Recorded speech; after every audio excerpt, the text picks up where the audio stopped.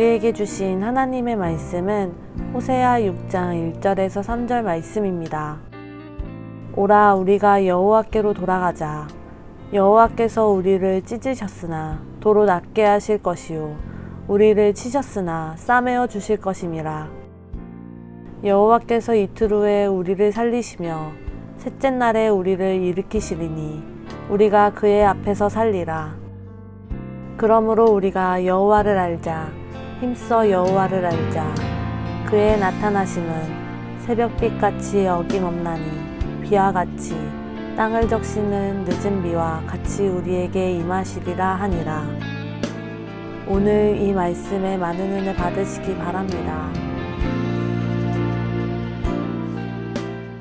호세아 6장은 이렇게 시작합니다. 오라 우리가 여호와께로 돌아가자. 형식을 보면 이제 문장 형식이 이제 권유라고 볼 수 있고 또 간절한 어떤 요청이라고 우리가 볼 수 있겠습니다. 호세아가 이제 이스라엘을 향해서 자기의 동족인 이스라엘 향해서 외치는 소리인데요. 중요한 단어는 돌아가자라는 단어입니다. 돌아갑시다. 그런 단어죠. 돌아가자는 것은 말하자면 돌아갈 원래의 자리가 있는 것입니다. 그래서 이스라엘이 있어야 될 원래의 자리가 있는데 지금 그 자리가 아니고 다른 곳에 나와 있기 때문에 원래의 자리로 이제 돌아가자 하는 내용인 것을 우리가 보게 됩니다. 이스라엘이 마땅히 있어야 될 자리가 있는데 그 자리에 있지 않고 다른 곳에 지금 있다는 거죠.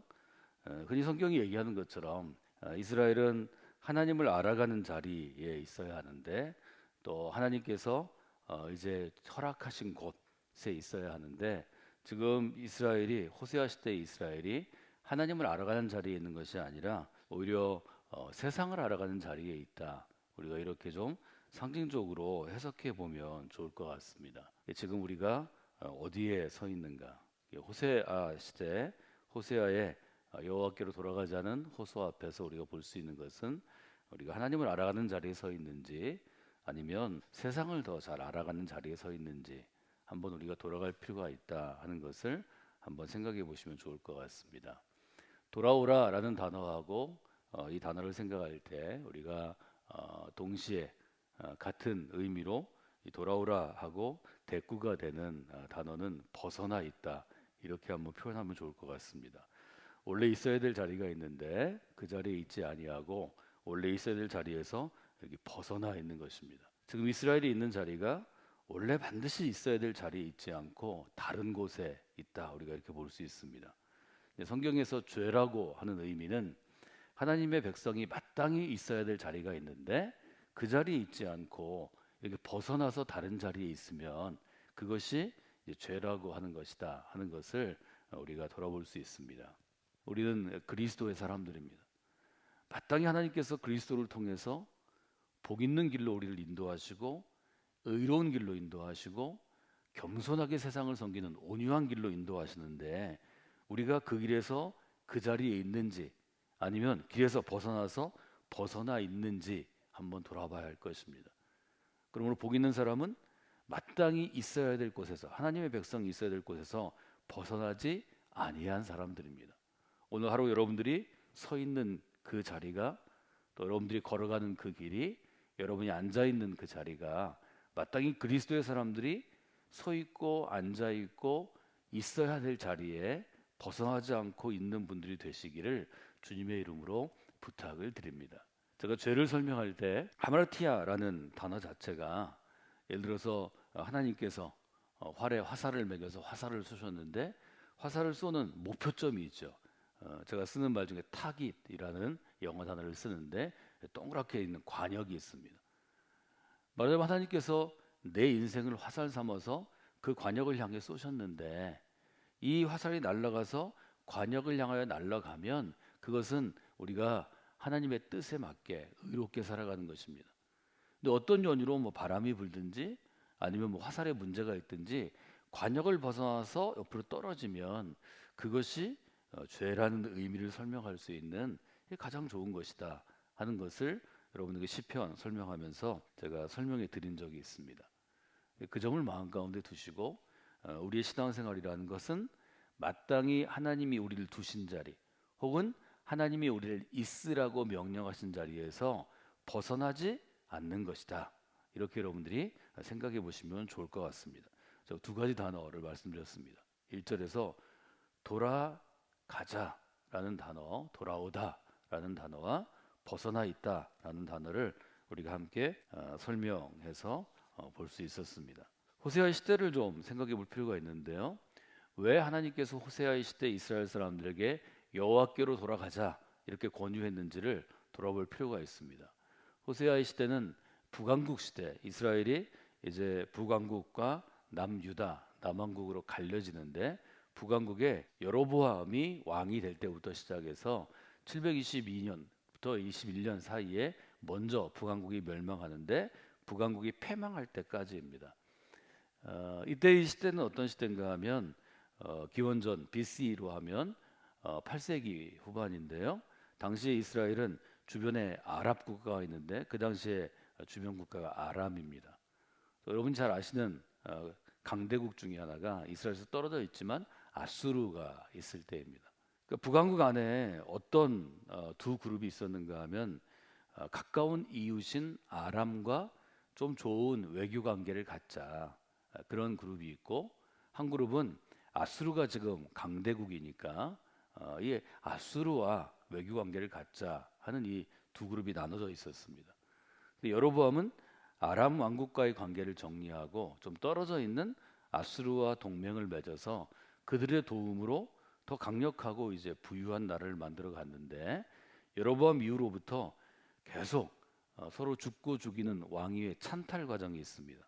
여로보암의 아들 스가랴는 암살을 당했는데 이제 여로보암이 아수르와 동맹을 맺었기 때문에 그 아들을 암살한 살룸은 친아랍적인 정책을 씁니다.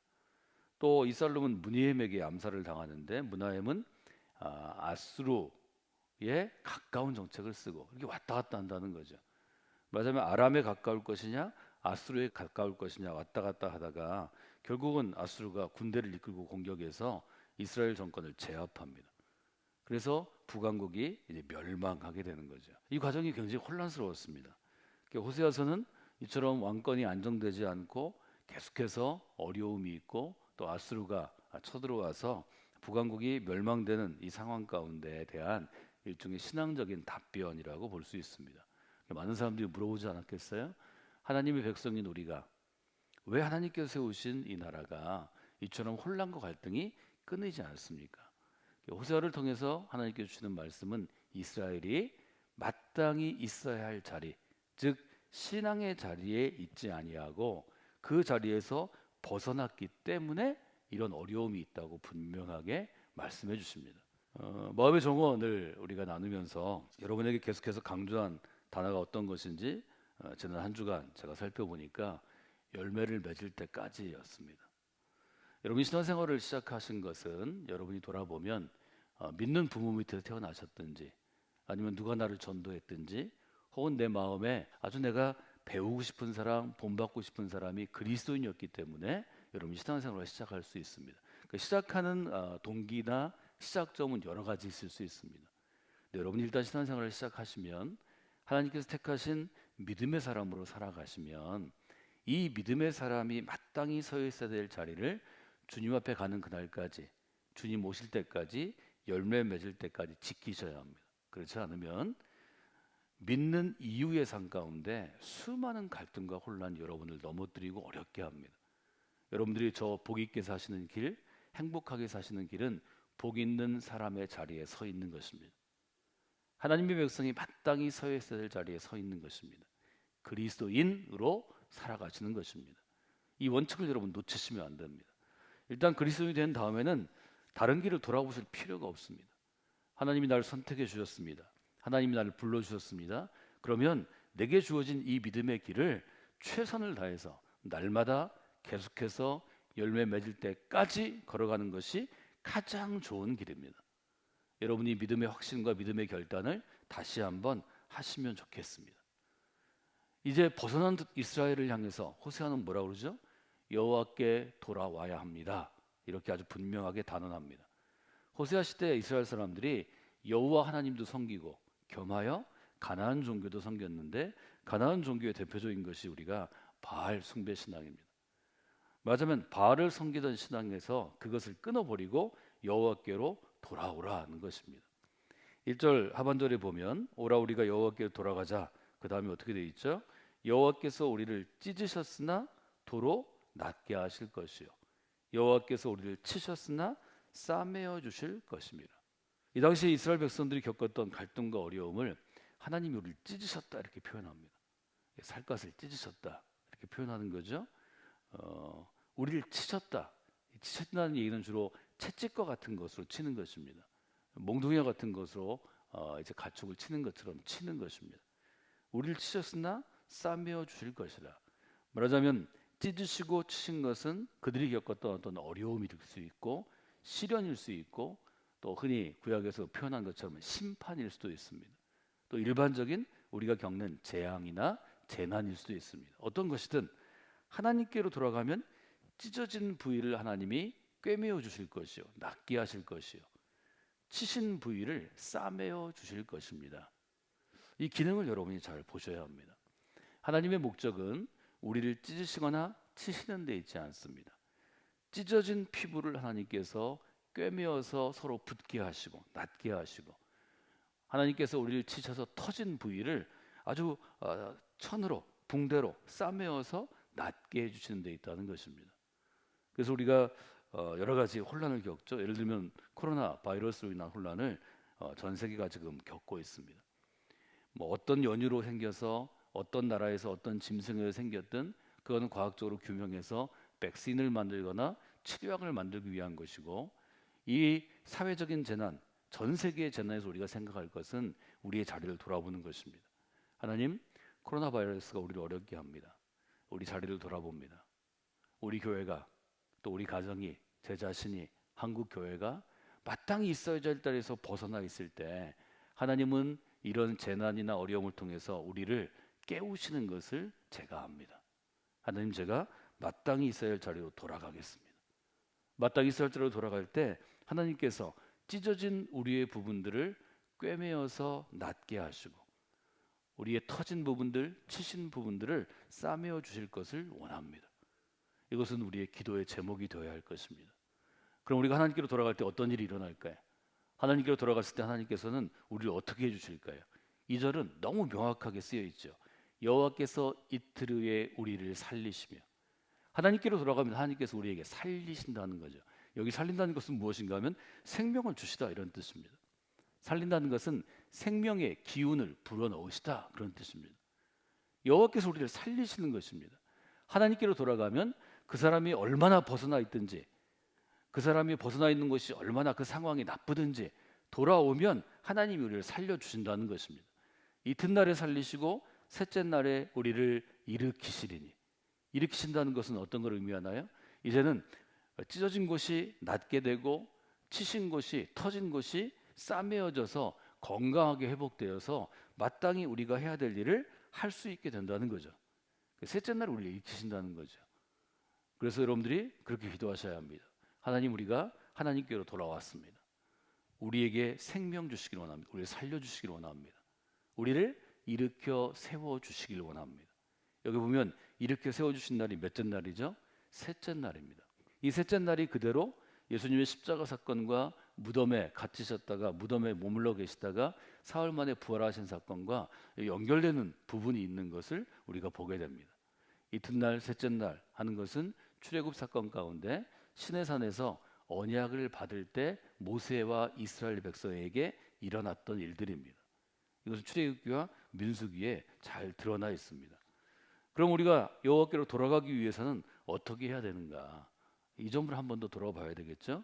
3절 같이 읽어볼까요? 그러므로 우리가 여호와를 알자.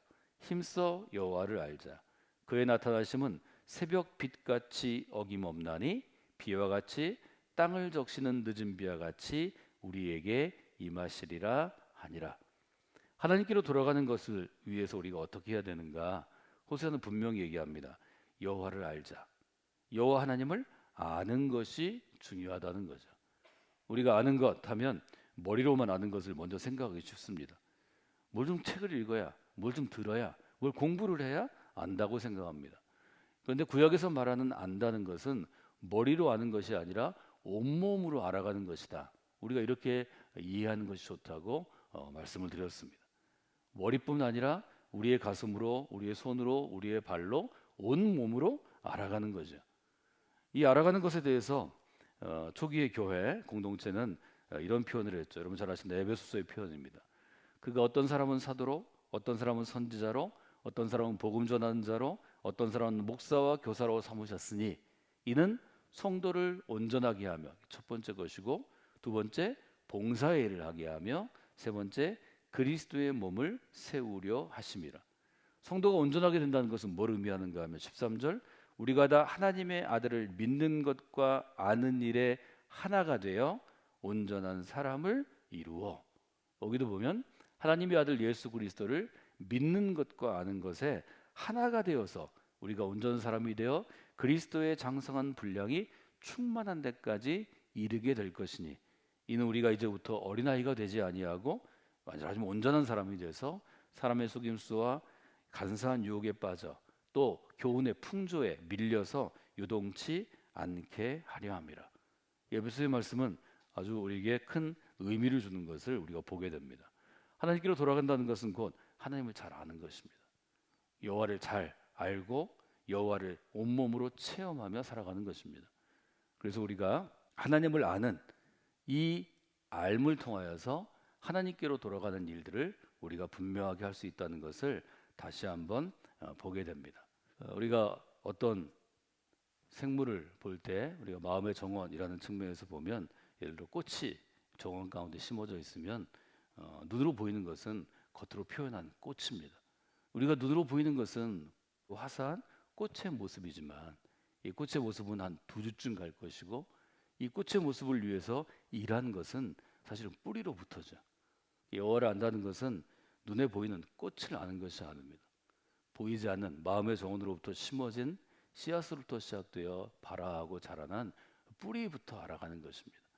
꽃만이 아니라 보이지 않는 뿌리를 알아가는 것, 이것이 하나님께로 돌아가는, 즉 여호와를 알아가는 굉장히 중요한 일이라는 것을 우리가 돌아보게 됩니다. 더 많은 이들이 여호와께로 돌아가는 귀한 시간이 되기를 우리가 오늘과 내일 기도했으면 좋겠습니다. 하나님, 성광교에 속한 사랑하는 생명의 나무들이, 성도들이 여호와께로 돌아가는 귀한 시간이 되기를 원합니다. 혹 마땅히 우리가 있어야 될 자리에서 벗어나 있는 성도들이 있다면 이 시간 하나님의 초청으로 또 하나님의 일하심으로 하나님의 도전으로 깨어나게 하시고 벗어난 자리에서 마땅히 있어야 할 자리로 돌아오는 역사가 있게 하여 주시옵소서. 여러분 기도하실 때 하나님께서 우리 가운데 성곽교회 믿음의 공동체 가운데 그 일을 이루시리라고 확신합니다.